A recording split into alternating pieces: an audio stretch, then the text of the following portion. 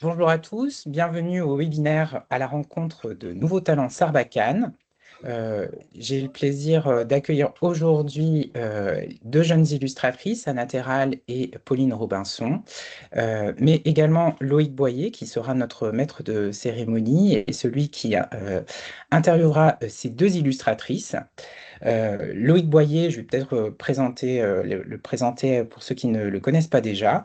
Loïc Boyer est designer indépendant, designer graphique. Il est directeur de la collection Clean Clean aux éditions Didier Jeunesse et fondateur du Clean Clean Magazine, un webzine consacré au dessin pour la jeunesse. Il enseigne également à l'École supérieure des arts et du design d'Orléans actuellement, mais c'est également l'auteur de l'incontournable et formidable ouvrage des images libres, publié aux éditions Mémo récemment. Il a accepté du coup d'animer ce webinaire, on en est très heureux. Et ça va être l'occasion pour ceux qui suivront ce webinaire de faire la connaissance d'Anna Terral et de Pauline Robasson, deux illustratrices émergentes dont Sarbacane publie les albums. Pour Anna Terral, La Promesse, sur un texte de Catherine Grive, et pour Pauline Robinson, Fribouledingue, sur un texte de Stéphanie Demas-Potier. Je laisse la parole maintenant à Loïc et on va pouvoir un peu rentrer dans le vif du sujet. Merci Gwendal. Oui, on va rentrer dans le vif du sujet et on va peut-être commencer par le commencement, c'est-à-dire parler de votre formation, savoir par où vous êtes passé. Peut-être on peut commencer par vous, Pauline Robinson, et vous avez fait vos études en France, mais pas uniquement. Vous pouvez nous raconter votre parcours qui vous a mené à l'illustration jeunesse? Oui, bah alors moi j'ai une formation, j'ai fait ma formation aux Arts Déco de Paris. Pas en illustration, mais en photo-vidéo. En fait, à l'origine, j'ai toujours dessiné, mais j'étais attirée par l'image en mouvement à ce moment-là. Euh, donc j'ai fait ce parcours-là et ensuite j'ai eu envie en fait, de revenir à une pratique plus, on va dire, plus intuitive où on n'a pas l'intermédiaire d'une caméra ou d'un appareil photo. Et donc je suis revenue au dessin et je suis partie en Belgique et aux Beaux-Arts de Bruxelles, j'ai fait un master en dessin. Donc, encore une fois, pas de l'illustration, mais c'est ce qui m'a... En fait, c'est ces différentes approches qui m'ont menée vers l'illustration parce que finalement, j'y ai retrouvé un peu tout ce que j'aimais faire. Et, euh, et le dessin, voilà, c'était plus dans une pratique de dessin artistique, euh, comme on pratique aux Beaux-Arts, quoi. D'accord, oui, oui, une approche plasticienne du dessin, on va dire. Voilà, c'est ça, ouais. Très bien. Et vous, Anna, vous êtes, au contraire, vous avez fait vos études, alors pour le coup, complètement en dehors du réseau des écoles françaises. Racontez-nous ça. Oui, c'est vrai. Euh, j'ai fait mes études en Russie au début. C'était une école préparatoire. Je suis en terre russe. Je commençais une école préparatoire en art classique. C'était la peinture. C'était assez long. C'était 4 ans. On a fait beaucoup de peinture à l'huile, le dessin classique du modèle vivant, l'anatomie. C'était très dur. J'étais un peu fatiguée de faire un peu la même chose. Et j'ai décidé de quitter la Russie pour continuer avec mes études en Italie, aux Beaux-Arts de Rome. Et à Rome, j'ai choisi un cours complètement différent. C'était art graphique. C'est un équivalent de image imprimée en France. Euh, C'était un cours où on a expérimenté beaucoup les techniques d'impression. Et là, j'ai un peu abandonné le dessin. J'ai fait que l'art abstrait. J'ai expérimenté beaucoup avec les techniques, la photographie, la vidéo, les installations. Donc, j'avais besoin un peu de me libérer des règles. Et à ce cours-là que j'ai eu un petit cours d'illustration où je me suis intéressée par l'illustration pour la jeunesse. Très bien, merci. Je reviens vers vous, Pauline. Je me posais la question en lisant enfin, en regardant les images qui accompagnent le texte de Friboulding, je me demandais si quand vous dessinez, justement, est-ce que la question du destinataire, en fait, de l'enfant lecteur, ça vous importe quand vous produisez vos images, ou pour le dire plus simplement, en fait, est-ce que vous êtes plutôt de l'école du père Castor, c'est-à-dire on fait vraiment des images à l'intention des enfants, ou alors plutôt de l'école, on va dire, Arlinquist, où on se dit que de toute façon, les enfants sont capables d'intégrer la complexité des images contemporaines. Oui, c'est intéressant. Bah, en fait, je pense que je me différencie pas tant que ça de l'enfant quand je dessine. Il y a un peu un côté où je sais pas, je canalise un peu l'enfant qui est en moi. Donc, j'y pense pas forcément. Après, ouais, j'y pense pas forcément dans le sens où je me dis pas je vais mettre ça, ça va plaire aux enfants ou en tout cas pas consciemment quoi. Je pense que ça s'adresse plus à l'enfant qui est à l'intérieur de moi. Et par rapport à la complexité, bah c'est vrai que c'est un retour qui m'est fait parfois sur mon travail. Et moi, en fait, je trouve que je pense que la complexité est inhérente aux enfants, enfin que déjà ils font face à beaucoup de complexité et donc en fait dans les images leur tendre un peu un miroir de ça, c'est pas forcément une mauvaise chose parce qu'ils peuvent s'y retrouver justement, se reconnaître. Je, euh, je sais pas si ça fait sens, mais voilà, ouais. Oui, tout à fait. Donc c'est un peu comme Maurice Sendak aussi, c'est ça qu'il disait quand il dessinait, il disait que c'était vraiment l'enfant en lui qui s'exprimait. Donc c'est plus un rapport d'enfant à enfant en fait que vous établissez quand vous faites vos images. Oui, oui, totalement, ouais. Je pense que c'est pas, en fait, ça me vient assez naturellement. C'est pas tellement quelque chose que je conscientise, mais oui, ça se passe un peu comme ça, quoi. Mm. Très bien.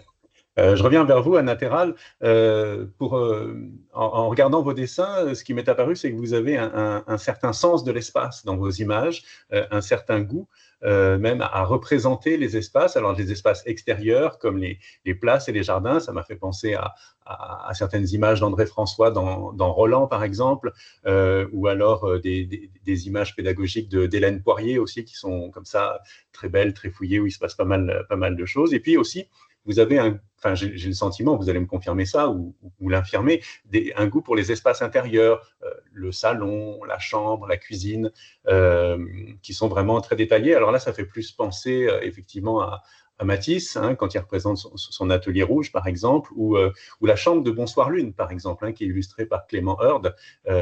Vous avez comme ça où vraiment la pièce est presque aussi importante que les personnages, en fait. Est-ce que c'est quelque chose que vous confirmez? Oui, je confirme. Merci beaucoup. J'adore André François. En fait, en revenant à l'extérieur, pour construire l'extérieur, je favorise plus la composition. Donc, je cherche toujours cette liberté de pouvoir construire quelque chose de ma tête, de ne pas dépendre d'une photo ou d'un espace. Pour ça que un peu tout est incliné, je ne suis pas les règles de perspective. C'est ce que j'aime beaucoup, ce que je recherche dans le dessin, la liberté. Et à l'intérieur, je remplis avec beaucoup d'objets parce que je trouve que les objets, ils parlent du personnage, ils nous racontent une histoire aussi. Je peux mettre des choses qui peuvent nous faire comprendre le caractère du personnage, de ce qui va se passer, de ce qui n'est pas dit dans le texte, un peu un côté personnel. Voilà. Très bien. Pauline Robinson, quand on rencontre Riboulding, donc ce personnage que vous représentez, dissimulé par une cape, par un grand chapeau noir, comme ça, on pense, enfin, moi j'ai pensé aux Trois Brigands de Tommy Ungerer, vous aussi, vous y avez pensé? Bah, c'est drôle en fait que vous me posiez la question parce que en fait au départ j'y ai pas pensé. Je cherchais un moyen en fait de représenter un personnage qui est un peu ambivalent et qui est à la fois très mouvant, très protéiforme et qui change d'apparence et qui se dérobe un peu au spectateur. Et en même temps, il fallait quand même quelque chose de reconnaissable parce que sinon, c'était pas possible de faire le livre. Donc, j'ai choisi de lui conférer des éléments qu'il allait toujours avoir, quelle que soit l'image. Et donc, il se trouve que j'ai choisi le chapeau, la cape et toujours cet œil un peu, cet œil unique qui regarde le spectateur. Et après coup, en fait, c'est que quelques temps après que je suis retombée sur une image des Trois Brigands et ça a fait tilt. Donc, je trouve que c'est assez toujours un peu fascinant de voir comment on peut absorber en fait des références et puis ça ressort malgré nous en fait. Parce que oui, Les Trois Brigands, ça fait partie des livres que. Alors, d'ailleurs, c'était pas un livre, moi j'avais une cassette vidéo euh, avec quelques dessins animés qu'il y avait dessus et c'était des livres un petit peu animés, mais c'était pas une animation très complexe, c'était très rudimentaire et donc il y avait c'était à partir vraiment les images du livre un petit peu mis en scène, un petit peu avec des sons et tout ça. Et donc ça m'avait beaucoup marqué Les Trois Brigands.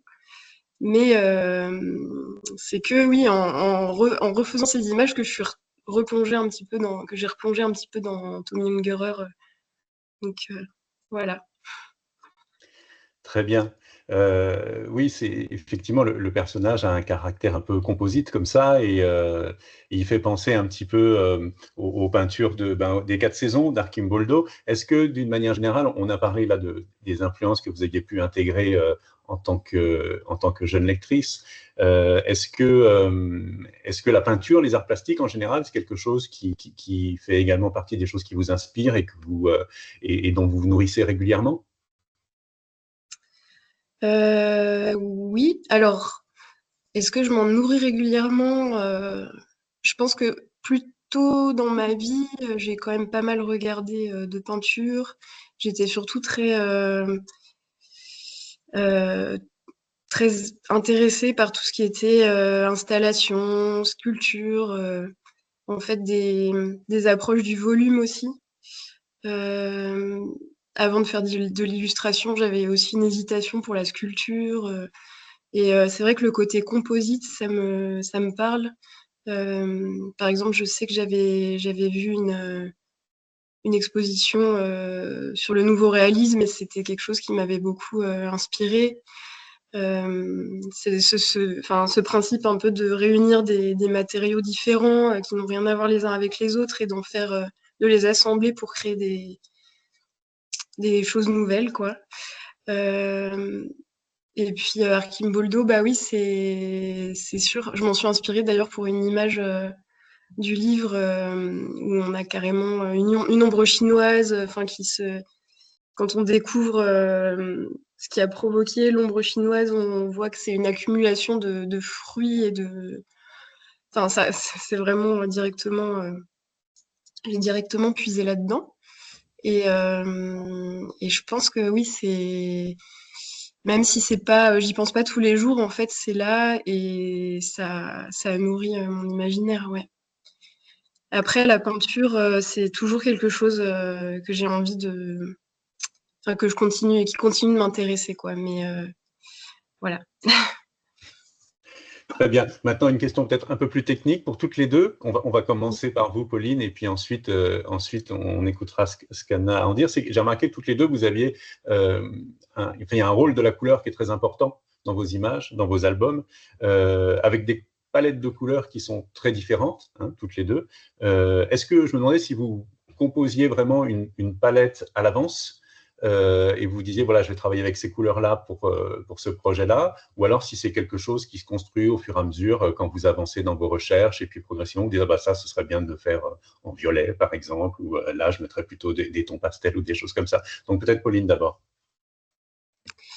Oui, alors moi j'ai toujours, au démarrage, je passe un certain temps quand même à définir des couleurs, enfin une palette. Et après, au fur et à mesure du travail, il peut y avoir des variations, des choses que j'ajoute, mais j'essaye quand même de me référer à une palette assez définie, ouais. D'accord. Et vous, Anna Peral, de votre côté? Et moi aussi, au début, pour moi, c'est très important d'avoir tous les éléments prêts, comme la palette, les personnages. Je vois le livre un peu comme un puzzle, que tous les éléments doivent être bien ensemble. Et la couleur est très importante pour moi. Et, j'aime beaucoup travailler avec les couleurs d'une palette très limitée, avec des tons qui se ressemblent. Et oui, je prépare tout en avance. Et après, par exemple, après, ça peut changer un petit peu, mais je reste toujours un peu dans la même palette. Et c'est aussi beaucoup le texte qui influence la palette. Ah oui, c'est-à-dire que là, par exemple, quand vous avez reçu le texte, quand vous avez lu le texte, ça vous est venu, il y a des couleurs qui vous sont apparues? Oui, oui, oui, oui. Ça dépend aussi du texte, s'il est plutôt ironique, poétique, ou les deux. J'ai fait, dans plusieurs livres que j'ai fait, chaque fois la palette, il y a quelque chose qui se ressemble, mais c'est toujours très influencé par le texte, par la D'accord. pensée.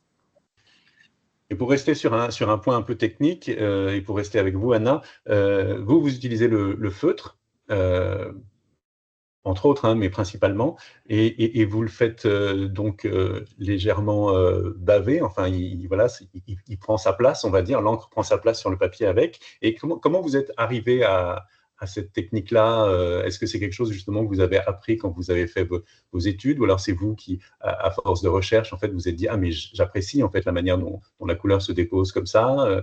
Euh, comment c'est venu? Euh, oui, bonne question. C'était un peu par hasard. Aussi, en Italie, j'ai eu quelques livres à faire en feutre. Et je pensais que c'est intéressant d'essayer parce que ça ressemble beaucoup à une technique d'impression. Ça ressemble aussi à une technique à pochon. J'aime beaucoup les textures du papier qui bave l'encre, le feutre ou en encre normale. C'était un peu par un expériment. J'ai essayé parce que pour moi aussi, vu mon caractère, je suis très impatiente. J'aime que le travail soit très rapide. Pour moi, c'est très important d'avoir les couleurs, les mêmes couleurs qui restent. Et je trouvais génial le feutre parce que je ne dois pas préparer une couleur à chaque fois, de m'énerver, de préparer la bonne couleur et toujours avoir mon matériel près de moi. Donc, voilà. Et pour ce qui est du matériel, justement, vous utilisez un type de papier particulier, justement, pour arriver à contrôler la manière dont cette encre peut se diffuser ou non? J'ai deux papiers. J'ai un papier à qui je suis très attachée. C'est un papier pour les croquis, un simple papier comme Fabriano, très fin. Il est un peu jauni. J'ai fait des livres avec ce papier. Il n'est pas vraiment pour les livres parce que le papier est très fin. C'est pas facile à scanner.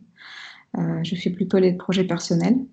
Et la première, j'ai fait avec un autre papier. C'est un papier pour les feutres, un layout Canson. C'est très facile à dessiner avec ce type de papier. Et je trouve que c'est très facile à contrôler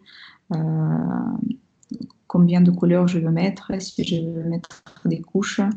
Donc je trouve que ce papier est très très bien. D'accord. Et donc oui, cette manière que vous avez comme ça, à poser des aplats de couleurs, il n'y a pas de cerne autour de vos couleurs, hein, et donc vous avez comme ça toutes ces couleurs qui sont posées sur la page, et puis vous rehaussez, il y a certains endroits en fait que vous rehaussez au crayon noir. Ça évoque un petit peu la manière dont on imprimait en lithographie les albums pour enfants il y a un certain temps. On mettait couleur par couleur, donc on avait comme ça ces juxtapositions de formes colorées, un peu comme ce que vous faites. Et il y avait, enfin, je pense vraiment aux pionniers de l'illustration jeunesse, par exemple, parmi les illustratrices soviétiques à Saint-Pétersbourg dans les années 20, qui avaient un rendu finalement qui était assez proche, même si ce n'était pas le feutre et le papier layout, mais il y avait quelque chose d'un peu proche. Est-ce que c'est quelque chose qui vous parle? Oui, oui, bien sûr. Alors, quand j'étais en Russie, avant de quitter la Russie, j'ai visité une exposition à Saint-Pétersbourg avec tous les artistes d'avant-garde pour la jeunesse. Et ça m'a beaucoup impressionnée parce que quand j'étais petite, je n'avais pas accès à ces livres-là. J'ai grandi surtout sur l'animation soviétique, qui est un peu différente, mais aussi c'est une image, c'est un visuel très très particulier. Et je me souviens, quand j'étais petite, je regardais que ça. Donc, c'était vraiment le visuel que j'ai adoré. Je pouvais regarder en boucle. Et cette exposition m'a inspirée de quitter un peu ce pays, d'aller voir à l'étranger, d'essayer des nouvelles choses, parce qu'aujourd'hui en Russie, c'est pas, la situation est pas, les artistes sont pas très libres, hein, je trouve. Et on fait pas beaucoup de livres comme ça. Et oui, c'était ces artistes-là qui m'ont inspiré de faire la graphique. Et à Rome, j'ai pris beaucoup de cours d'art graphique, de lithographie, euh, où j'ai pu essayer ces techniques. D'accord, très bien. Et pour prendre une référence peut-être un peu plus proche de nous, cette manière de juxtaposer les formes colorées que vous avez, ça me fait penser aussi aux recherches que peut faire Paul Cox, justement, alors peut-être lui d'une manière plus expérimentale, mais cette manière comme ça, voilà, de mettre couleur à côté d'une couleur, et puis d'une manière presque abstraite, et puis à la fin, ça compose une image. Je trouve qu'il y a quelque chose de ça aussi dans vos images. Oui, oui, merci pour cette référence. J'adore Paul Cox. Et oui, je l'ai découvert qu'en France. Euh, Donc, quand je l'ai découvert, j'ai senti quelque chose du déjà vu de mon enfance, que j'avais déjà vu en étant un enfant qui regardait les animations soviétiques. J'adore, ça m'inspire beaucoup. J'aime beaucoup la superposition de couleurs. Je trouve que on peut dire beaucoup de choses avec très peu des éléments. Très bien. Vous, Pauline, c'est le pinceau qui a l'air d'être votre ami, mais du coup, vous le nourrissez comment? Vous lui mettez de la gouache, vous lui mettez de l'aquarelle? C'est quoi ou les deux peut-être? C'est quoi votre médium de prédilection? Alors, c'est plutôt la gouache. Au début, c'était un peu un mélange des deux, mais plus ça va, plus je vais vers une technique de gouache que j'utilise un peu parfois comme de l'aquarelle, mais aussi, en fait, ce que j'aime bien, c'est qu'on peut l'utiliser comme en aplat et avoir des couleurs très franches, très pigmentées et en même temps assez mates. Et puis, en même temps, on peut aussi, si on a envie, rajouter de l'eau et apporter des nuances. Donc, j'aime bien cette liberté-là. Mais donc, c'est assez récent en fait que j'utilise ces techniques parce que avant, euh, j'ai je suis plutôt passée par la gravure en fait pour revenir au dessin. Et donc plutôt le trait en fait à la base. C'est plus par là que je suis revenue au dessin. Et puis là, en ce moment, en fait, je suis en train de redécouvrir le plaisir de la peinture. Très bien. Et alors, en lisant justement Friboulding, j'ai pensé aux aventures d'Alice au Pays des Merveilles. On a ce personnage dont la taille varie en fait au cours du récit. Et d'ailleurs, justement, il est plutôt petit quand les enfants essayent de l'attraper, quand ils essayent de découvrir qui il est. Et d'un autre côté, quand il se retrouve face à des figures d'autorité, comme on voit ici, face à la police, face aux juges, face aux médecins, par contre, il devient très grand, il devient très imposant. Et c'est comme ça qu'il leur échappe d'une certaine manière. Et vous avez aussi cette double page où on voit Friboulding face au miroir, qui fait également penser à Alice aussi. Qu'est-ce qui se joue là dans ces moments particuliers, dans la représentation? Oui, alors oui, forcément, Alice, c'est une référence pour moi. Après, alors pour ce qui est du changement de taille, bah oui, j'aime beaucoup jouer avec ça, quoi, avec la transformation. Et je pense aussi, alors c'est vrai que vous me faites remarquer qu'avec les enfants, donc il est plus petit, je pense que ça le rend plus accessible. Enfin, il y a quelque chose où il est plus du côté des enfants, on va dire. Euh, et, et puis en fait, les figures d'autorité, bah, c'est vrai que le fait qu'il soit plus grand, alors il y a à la fois, oui, je pense le côté un peu bah, il leur échappe. Et aussi, je pense à l'image qu'on a vue avant, où il y a les policiers et les avocats, etc. En fait, j'aimais bien l'idée d'un espèce de cortège ou de défilé comme ça. Et je pensais aux géants qu'il y a dans les carnavals. les grands géants, quoi, qui sont souvent faits de manière très artisanale. Et ouais, en fait, je pensais à ça et voilà. Enfin, je sais pas, c'est venu un peu comme ça. Et je pense qu'effectivement, il y a le côté un peu carnaval dans ce livre où il y a le renversement un peu des valeurs qui est là, peut-être. Mhm. Ouais. Où il est dur avec les puissants et moins avec les petits. Et pour revenir sur la double page des miroirs, du miroir, là, qu'est-ce qui se joue là? Il y a des choses un petit mystérieuses parce que c'est lui, c'est pas lui qui est en face. Oui, bah alors ça, c'est à partir du texte que c'est vraiment le texte, je l'ai pris tel quel et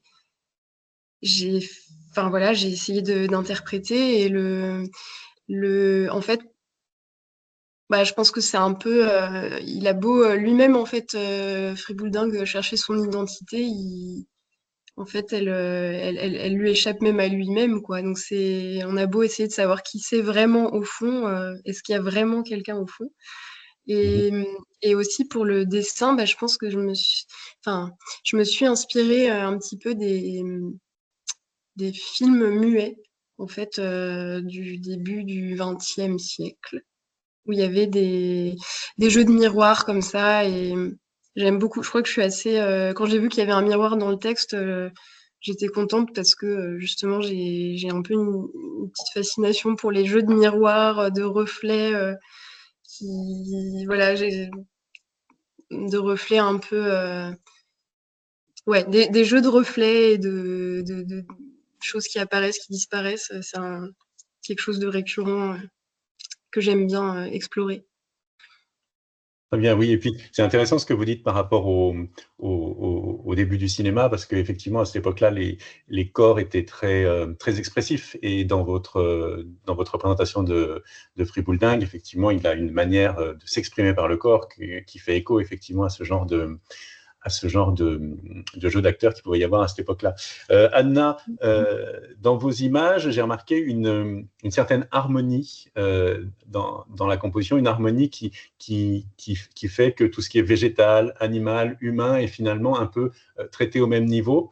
Et ça m'a évoqué le travail de Jacqueline Duhem, je pense à Grindel, mais dans beaucoup d'autres images, comme ça, il y a une espèce de coexistence pacifique un petit peu de tous les éléments en fait du monde. Et j'ai eu le sentiment de retrouver ça un petit peu dans cette espèce de monde un peu apaisé et harmonieux.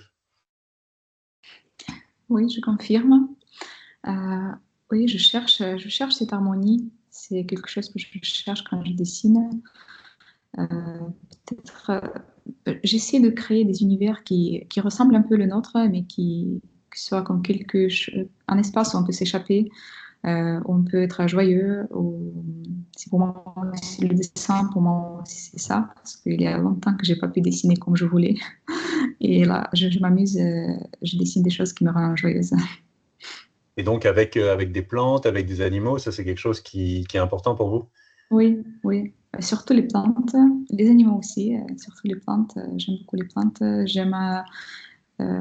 J'aime cette manière de traiter les plantes comme un signe graphique, un peu aller vers l'abstrait et revenir vers réel, vers figuratif. J'aime beaucoup ce passage et je m'amuse en dessinant la nature de cette manière. Oui, parce qu'il y a dans votre travail un vrai goût pour le motif, effectivement, le motif végétal, là, dont on vient de parler, mais ça peut être des pois, ça peut être des rayures, etc. Et je trouve que ça se rapproche aussi d'une certaine esthétique qu'on pourrait dire une forme d'art folklorique ou d'art naïf même, et qu'on peut voir aussi, par exemple, chez des autrices illustratrices comme Françoise Seignobosque, par exemple. Est-ce que ça aussi, c'est quelque chose qui dans lequel est-ce que j'ai raison ou pas? Oh oui, vous avez raison, oui. Oui, j'ai toujours adoré l'art naïf. Je trouve que cette manière de dessiner, c'est quelque chose de très sincère. C'est comme quand on fait un dessin, on ne veut pas prétendre d'être quelqu'un de sérieux ou de plaire à quelqu'un. On exprime juste ce qu'on aime bien. sans penser vraiment. C'est vraiment, on partage les émotions.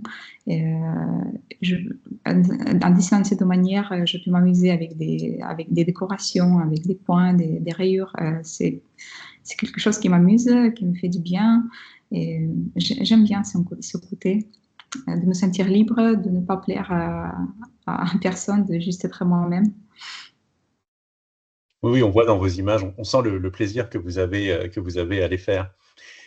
Pauline Robinson, quand j'ai préparé un petit peu cet entretien et que j'ai vu un peu ce que vous faisiez au-delà de cet album, j'ai vu aussi que vous aimiez représenter la nature, des paysages naturels, des formes qui sont issues du vivant, parfois même en les tirant du côté à la limite du fantastique, enfin en faisant des choses plutôt parfois mystérieuses. J'ai vu aussi revenir régulièrement la figure du bébé ou du jeune enfant, en tout cas, dessinée. Et du coup, je me suis demandé si, comme chez Nicole Clavlou, qui représente souvent le bébé comme une espèce de personnage qui semble la fasciner, en tout cas assez pratique, en tout cas à dessiner pour exprimer des choses. Et est-ce que vous aussi, vous avez un goût comme ça pour les portraits pour représenter les petits, en gros? Oui, alors alors il y a deux questions un peu, mais pour la première, je dirais oui, c'est vrai que j'ai vraiment un goût aussi pour des choses assez organiques et donc dans mes dessins d'observation, j'aime bien, en fait, c'est quelque chose que je pratique. C'est vraiment quelque chose qui m'apaise, en fait, de me reposer sur le modèle et sur les modèles naturels. Donc j'aime bien dessiner un peu les paysages, mais aussi des petites choses parfois que je trouve par terre, des morceaux, des débris, enfin des choses comme ça, en fait, qui me ramènent un peu à l'essentiel. Euh, et pour la figure du bébé, oui, alors c'est vrai que je pense qu'effectivement, alors Nicole Clavlou, j'ai découvert un peu sur le tard et ça m'a beaucoup intriguée. J'ai tout de suite voulu découvrir un peu ce qu'elle faisait. Euh, Effectivement, j'aime bien le dessin là que vous avez choisi, qui me fait beaucoup rire. Et oui, j'aime bien la figure du bébé. Alors, elle me fascine un peu. Je ne sais pas vraiment pourquoi. Je pense que c'est un peu parce que c'est le, en fait, ça représente un peu une manière d'être au monde qui est très innocente et qui est pas, où il n'y a pas encore de langage. Donc, on est vraiment dans la perception, dans le ressenti, dans l'amusement. Enfin, donc c'est une figure que je trouve vraiment très intéressante, qui est plus proche en fait peut-être des animaux ou voilà, qui ne se nomment pas elles-mêmes en fait vraiment. Donc Mhm. voilà. Oui, oui. Et pour revenir On à a, cette... oui, j'allais juste, voilà, on arrive un peu à la fin. On va peut-être bien. arriver à une dernière question, Loïc, si c'est possible, pour conserver le temps imparti, être dans les clous. Très bien, merci Gwendal. Eh bien, je me tourne vers Anna pour parler des personnages à nouveau. Et vous avez une manière de représenter les personnages qui est assez... ils sont assez stylisés, ça les rend assez universels. Ça m'a fait penser au personnage de Mary Blair, voilà, qui fait des personnages universels qui permet en fait à quiconque en fait de s'identifier à eux. Est-ce que vous, c'est une intention comme ça, une manière de vouloir être universel, ou alors c'est simplement une manière naturelle en fait de représenter le monde et les gens? Au début, c'était pas du tout naturel parce que j'ai dû un peu oublier ce que j'ai fait avant. Parce que j'ai toujours, quand j'ai dessiné en Russie des choses plus réalistes, j'ai toujours rêvé de pouvoir dessiner quelque chose de ma tête, de ne pas dépendre d'une photo ou d'un modèle vivant. J'avais cette envie, mais c'était pas facile. Et quand j'ai commencé à styliser pour un livre, les personnages, j'ai beaucoup cherché ça, de pouvoir être indépendante d'une référence. d'une photo, d'avoir ma propre manière de dessiner les visages, les personnages pour que ce soit très naturel, pour que ça sorte directement de ma tête rapidement, dans une manière très spontanée. Et j'ai beaucoup travaillé sur ça. Et maintenant, c'est très naturel et je suis très contente de pouvoir dessiner toutes les choses que je veux, comme je veux. Très bien, merci. Je remercie beaucoup Anna et Pauline pour ce temps passé avec nous. On aurait bien aimé le prolonger, mais on reste dans le temps imparti dans le cadre des webinaires du SLPJ. Pour terminer un peu ce temps qu'on a passé ensemble, je rappelle les références, notamment l'ouvrage dont j'ai parlé un peu au début, Les images libres de Loïc Boyer, publié aux éditions Mémo, où vous pourrez découvrir son travail sur cette grande période d'illustration et ces figures incontournables du dessin.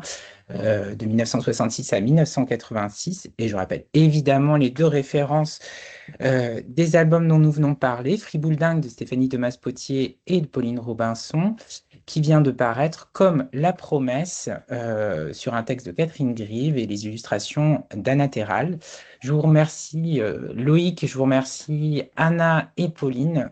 C'était vraiment très intéressant de pouvoir un peu rentrer dans le détail de votre travail. On n'a pas souvent ces occasions-là et je remercie le SLPJ justement de nous le permettre. C'est vraiment très précieux et je trouve que c'est une façon aussi de mettre en avant de façon riche, profonde, singulière, le travail de deux illustratrices qui le méritent pleinement. Merci à tous. Merci. Merci.